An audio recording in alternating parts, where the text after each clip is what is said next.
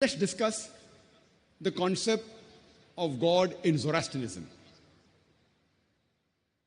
Zoroastrianism is a non-Semitic, non-Vedic Aryan religion, which is also called as Parsiism. And though it has a very small following, less than 130,000 people, mostly living in Bombay, the city where I come from, but it claims to be one of the oldest religions. It originated more than 2,500 years ago in Persia. And it was founded by Zoroaster. And this religion is also called the religion of fire worshippers or religion of Magianism. Almighty God in Zoroastrianism is called as Ahura Mazda. Ahura means God or Lord. Mazda means wise. Ahura Mazda means wise God or wise Lord. And the sacred scriptures of Zoroastrianism or Parsiism are the Dasatir and the Avesta. There are various descriptions of Almighty God given in Dasatir.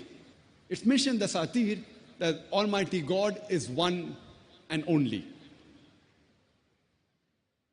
He doesn't have a beginning, neither does he have an end. He has no mother, no father, no wife, or no son. Nothing resembles him. Almighty God has got no images. You cannot see Almighty God with your eyes, neither can you comprehend him. He's far beyond your understanding. And he's closer to you than your own self. All these descriptions are given in Dasatir, the sacred scripture of Parsis. If you read the Avesta, the Yasna and the other books, there are various attributes given to Almighty God. He is referred to as the Creator in Yasna, chapter number 31, verse number 7 and 11, as well as Yasna, chapter number 44, verse number 7, Yasna, chapter number 50, verse number 11, as well as Yasna, chapter number 51, verse number 7.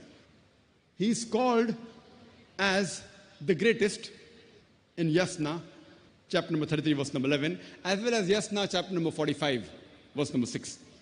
He is called as the beneficent in Yasna, chapter number 33, verse number 11, as well as Yasna, chapter number 48, verse number 3. Almighty God in the Parsi scripture is also called as the bountiful in Yasna, chapter number 43, verse number 4, 5, 7, 9, 11, 13, 15, as well as Yasna chapter number 44, verse number 2, in Yasna chapter number 45, verse number 5, in Yasna chapter number 46, verse number 9, as well as Yasna chapter number 48, verse number 3. There are various attributes given to Almighty God in the Parsi scriptures. So if you read the Parsi scriptures, you shall understand the concept of God in Parsiism and Zoroastrianism.